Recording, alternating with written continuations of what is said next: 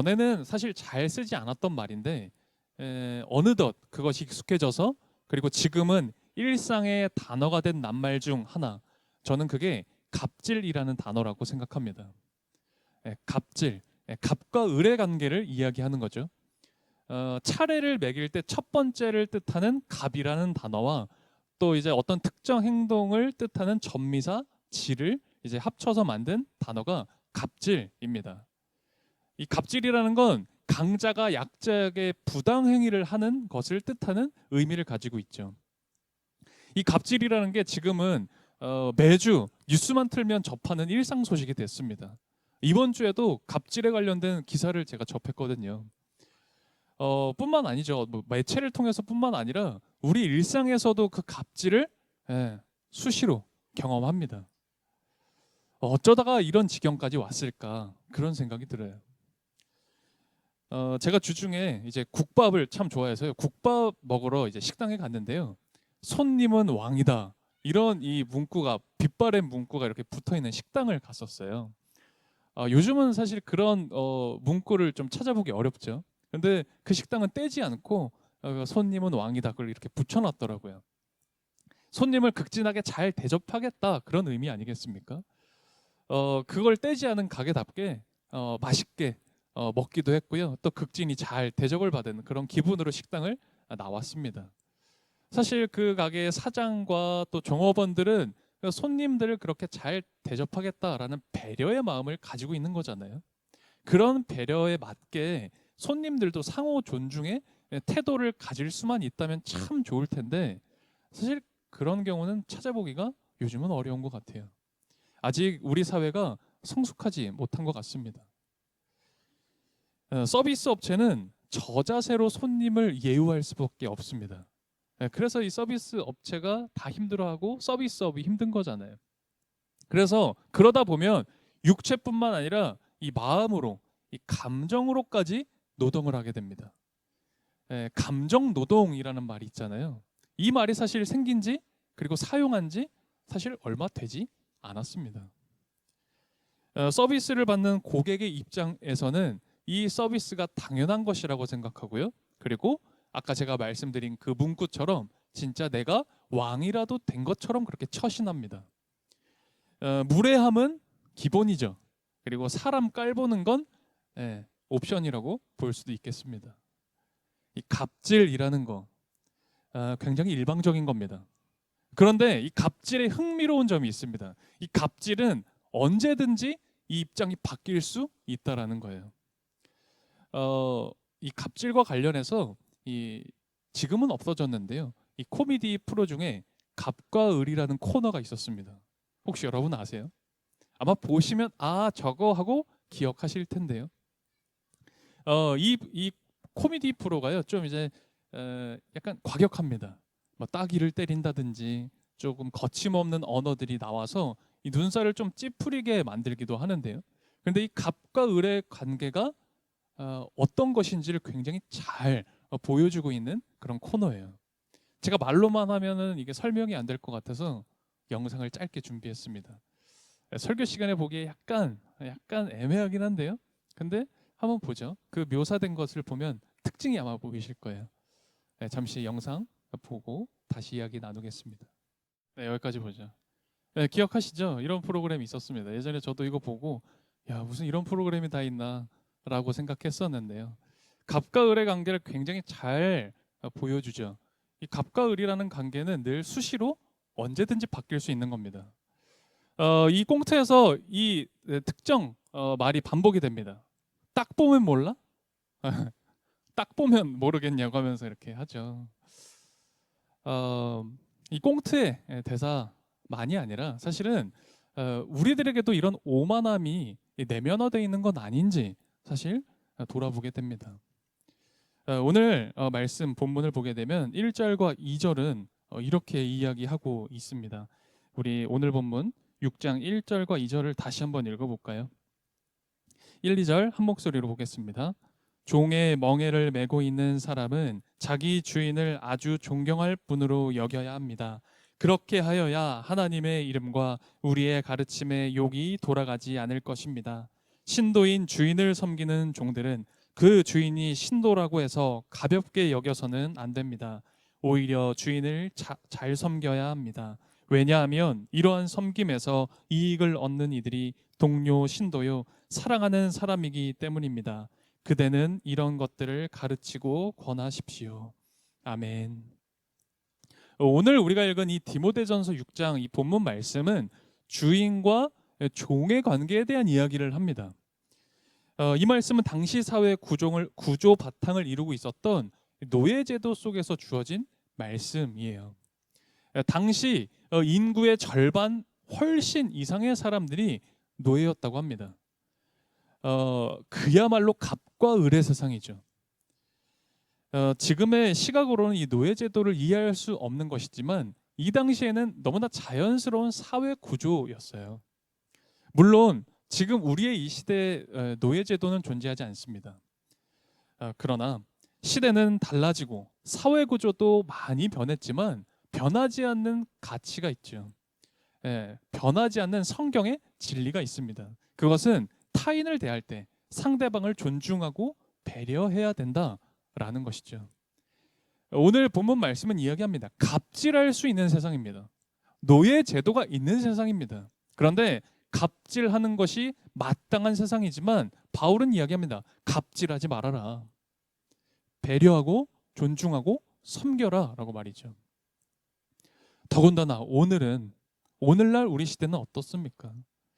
저는 예수님께서 내 이웃을 내 몸과 같이 사랑하라 하신 말씀 우리 기억해야 한다라고 생각합니다. 주중에 설교를 준비하면서 모멸감이라는 책 한 권을 보게 되었는데요. 그 모멸감이라는 책에서 전하는 한 대목을 오늘 여러분들에게 좀 소개해 드리려고 합니다.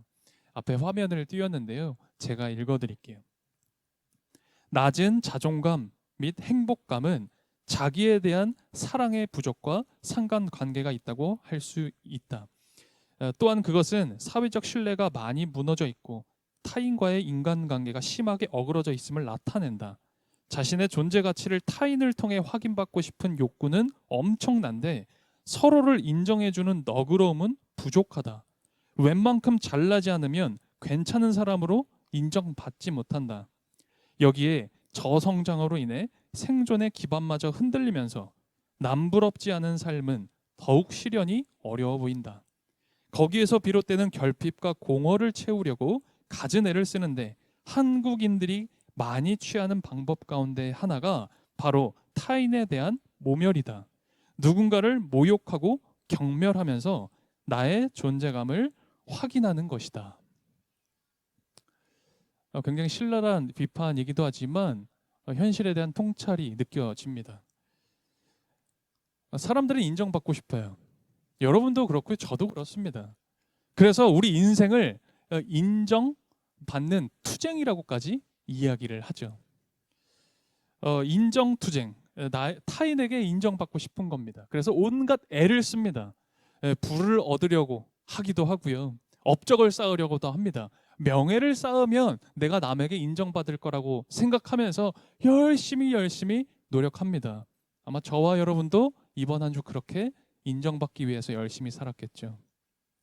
오늘날처럼 저성장인 바로 이런 때에는 뭐 좀 이름 특출나게 알리는 거 그거 굉장히 어려운 일입니다. 인정투쟁에서 밀려난 사람들이 기댈 수 있는 곳은 이제 누군가의 사생활을 엿보는 그 관음증, 그리고 거기서 꼬투리 하나 잡아서 어떻게든 사람들 깎아내리고 무시하고 경멸하는 것, 모멸감을 줄 수 있게 하는 것, 그렇게 흘러가는 것이 어쩌면 당연한 수순이 되어버렸는지도 모르겠습니다. 저는 여기서 오늘날 우리 안에 숨어있는 노예제도가 있음을 발견합니다. 내가 좀 종처럼 누군가를 부리고 싶은 거예요.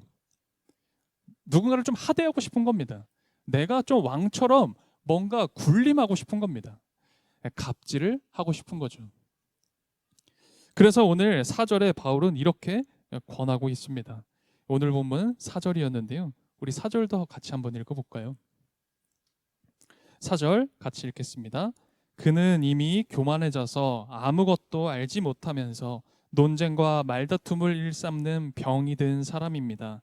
그런 데서 시기와 분쟁과 비방과 악한 의심이 생깁니다. 아멘. 이런 교만한 상태, 그러니까 남을 좀 너그럽게 인정을 못하는 거예요. 어떻게든 남을 헐뜯으려고 하는 겁니다. 그러한 것들이 이 내면화돼 있다면 오늘 바울은 그러한 사람들을 뭐라고 하냐면 병이 든 사람이라는 거예요. 병이 든 거다. 만일 우리가 그 병이 있다면, 그런 것들이 내면화되어 있다면 우리도 그 병 고쳐야 되는 겁니다. 오늘 본문으로 읽진 않았지만 그 이후 11절, 12절을 보면 바울이 이렇게 정말 간곡하게 부탁하고 권면하는 장면이 나옵니다. 6장 11절, 12절인데요. 우리 11절, 12절도 같이 한번 읽어보면 좋을 것 같아요. 11절, 12절 함께 읽겠습니다. 하나님의 사람이여, 그대는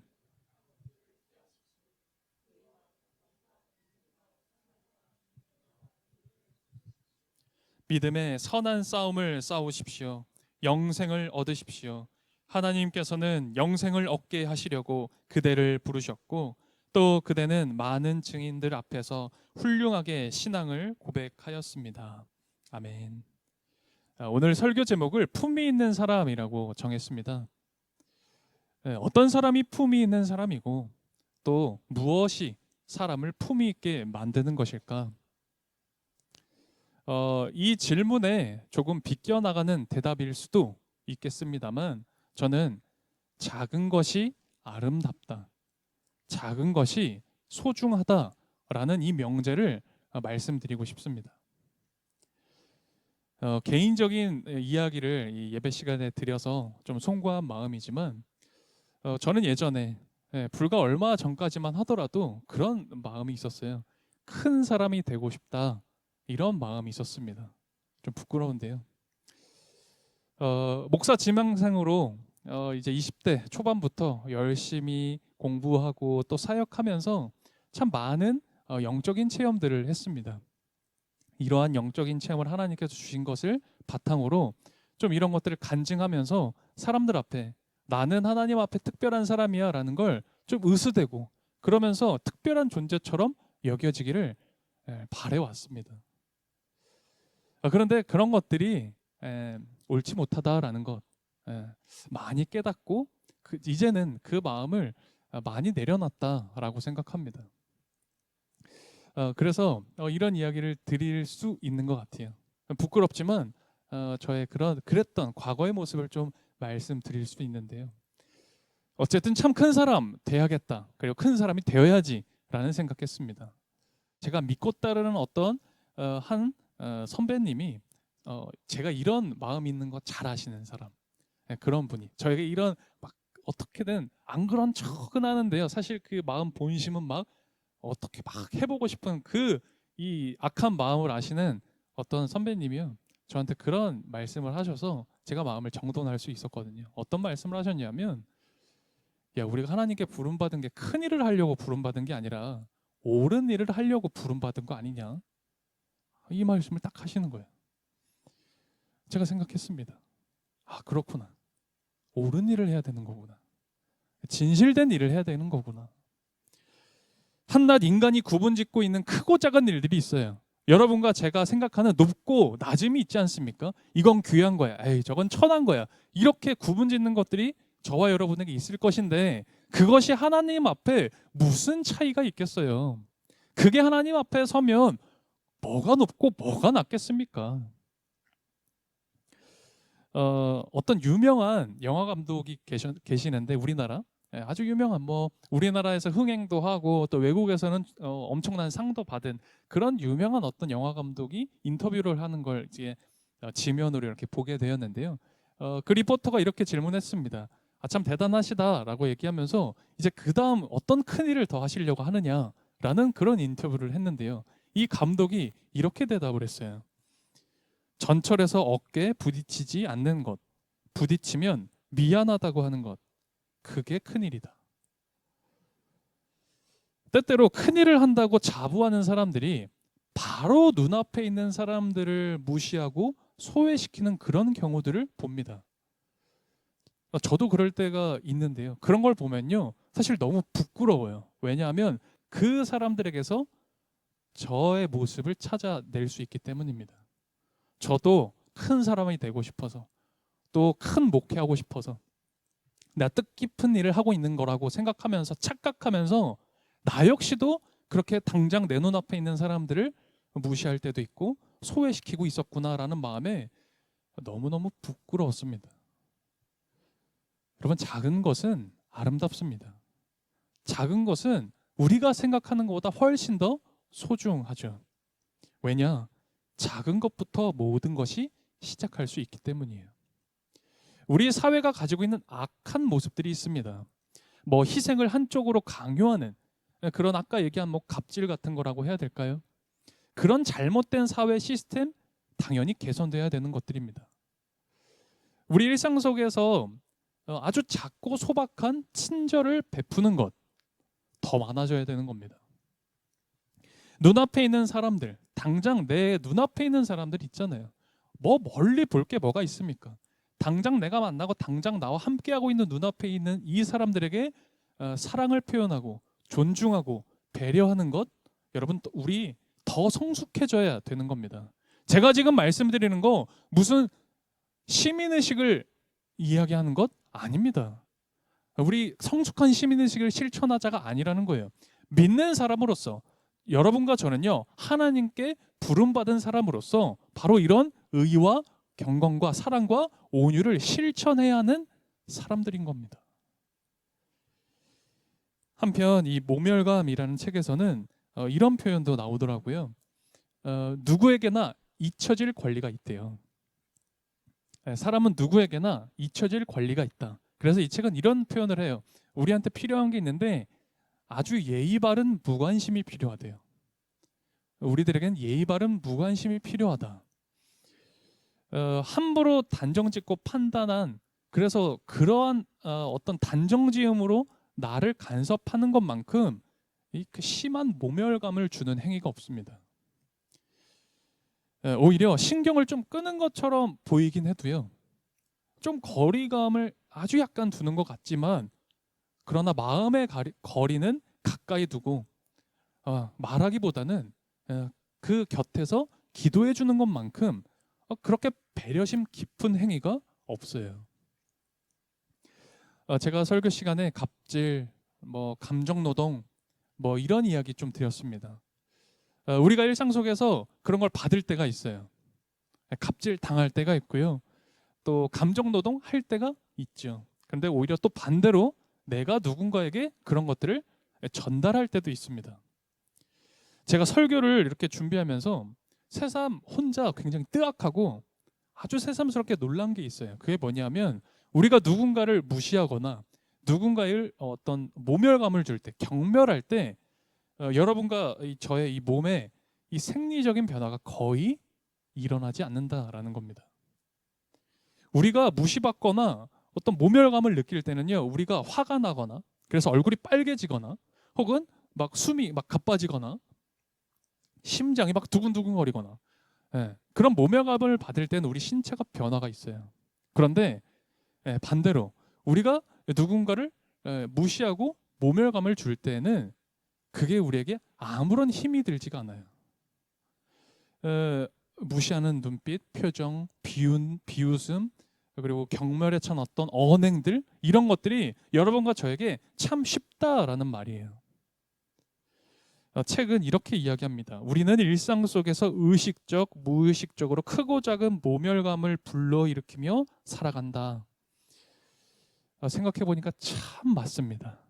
진짜 맞는 얘기입니다. 그래서 우리는요, 작은 것들을 소중히 여길 수 있어야 되는 겁니다. 작은 것을 잘 살피고 그리고 그 작은 것을 소중하게 아름답게 만들어가야 되는 사람들인 거죠. 성경의 언어로 표현해 볼까요? 작은 일에 충성하는 사람이 되라는 겁니다. 지극히 작은 자를 섬기라 라는 말입니다. 때로는 적극적으로 개입하고 돕고 섬겨야 됩니다. 특별히 오늘 평화의 우리 성도님들 잘 들으셔야 됩니다. 때로는 적극적으로 섬겨야 되는 겁니다. 또 때로는요, 한치 떨어져서 예의 바른 무관심을 가지고 대신 기도할 수 있어야 되는 겁니다.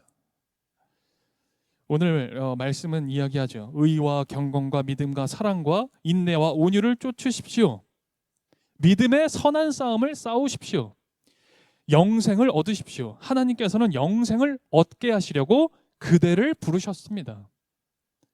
여러분, 영생을 얻게 하시려고 우리를 부르셨어요.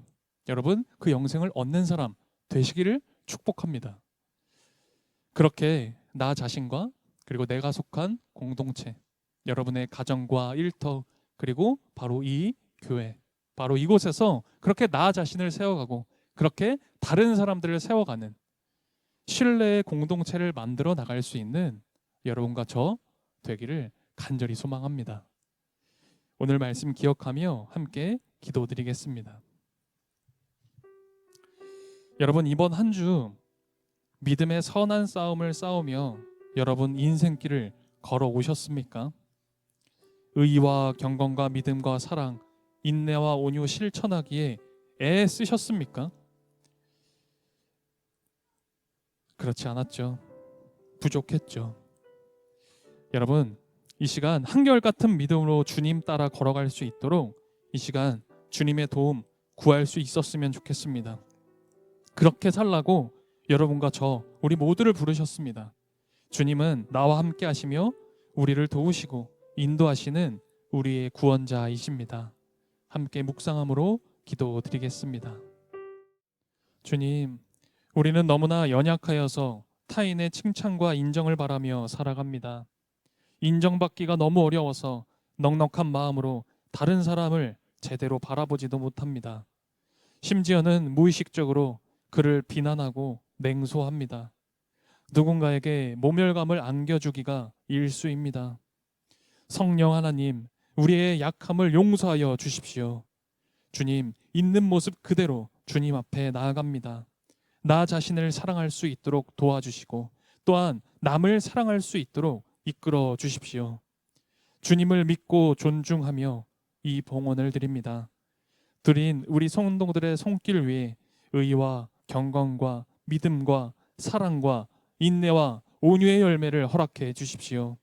믿고 존중하며 살려는 우리들에게 선한 능력을 더해 주십시오. 예수 그리스도의 이름으로 기도드립니다. 아멘.